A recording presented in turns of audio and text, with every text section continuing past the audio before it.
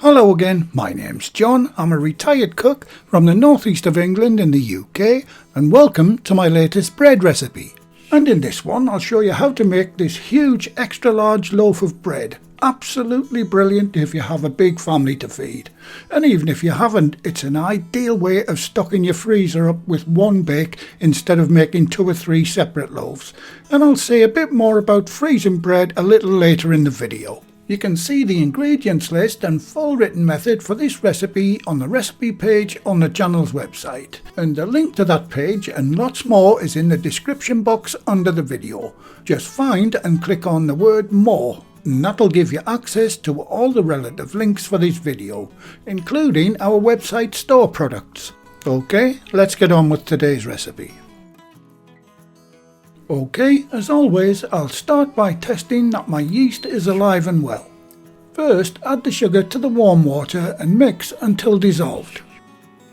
Remember, it's always best to test that your yeast is alive before you start any bread recipe. And now add your yeast to the water and give that a good mix too. Right, set that aside until it activates. If there's no change after 10 minutes, your yeast must be dead and it needs replacing. Couple of things to prepare for this recipe. First, you'll need to oil quite a large bowl to proof the dough in. I'm using a teaspoon of sunflower oil in mine. Okay, set that aside for now. And this is the large Pullman loaf tin that I'll be using for this recipe. The sizes are on screen. Now these tins come with a lid, but I'm not going to be using the lid in this one. But I will show you how to do one with the lid on in a future video. I've also greased mine with lard, but if you prefer you can always use butter or a solid vegetable fat. I'll leave a link to my Amazon affiliate page in the description box if you're interested in obtaining one of these large Pullman tins.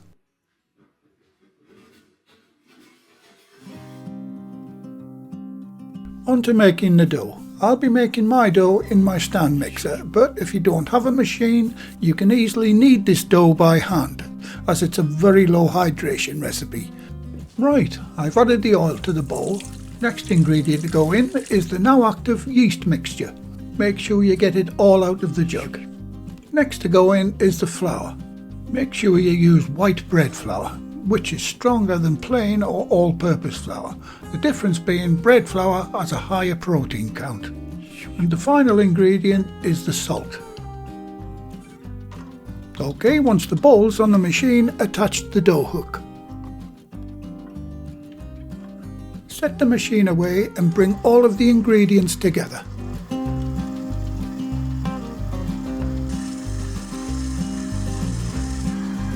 At this point I like to stop the machine and scrape down the sides of the bowl. Once everything's combined, I'll set the machine away for 10 minutes on the slowest speed.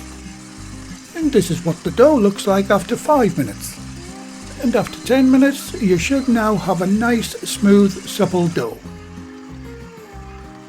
And a very quick mention to the channel's Patreon members and supporters. I'll be giving the latest list a shout out a little later in the video. Using your bowl scraper, turn the dough out onto a non-floured surface. Right, give the dough a quick knead and form it into a ball. Tighten up the outer skin of the dough by dragging the ball towards you on the bench like I'm doing. Now add that to the oiled bowl. Make sure the dough ball has a light coating of the oil. This will ensure it doesn't dry out. Cover the bowl. I like to use the shower cap for mine, and these are available in different patterns and colours in the website shop if you're interested.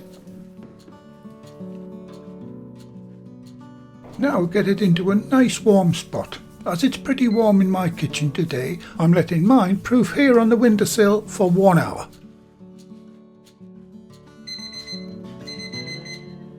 Okay, time's up on that first proof, and as you can see, it's risen quite nicely.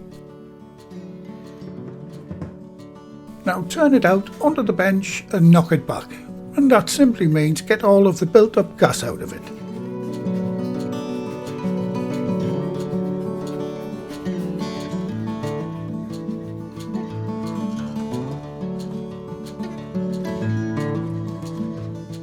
Form the dough into a long sausage shape as shown. Make sure you nip the seam together at the bottom of the dough.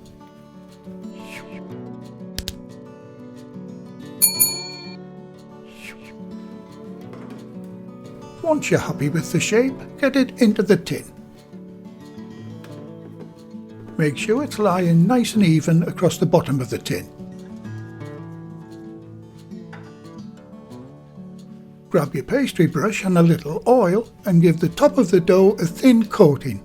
This will prevent the dough from drying out as it's proofing. Now cover the tin with a lightweight proofing cloth and let that rise for at least 1 hour. Depending on the ambient temperature, this could take a little longer, so you need to keep an eye on it. What you're looking for is for it to rise about 4 centimeters, that's 1.5 inches above the tin. When you think there's only 10 minutes left on that final proof, preheat your oven to 180 degrees Celsius, that's 355 Fahrenheit, or gas mark 4. Okay, time's up. And it did actually take another 20 minutes for mine to reach this point. Like I say, it all depends on the ambient temperature of the room it's proofing in. So keep a close eye on that 1.5 inch or 4 centimeter target above the tin. And remember, taking a longer time to proof actually improves the taste and texture of the bread. Right, let that bake for 30 minutes.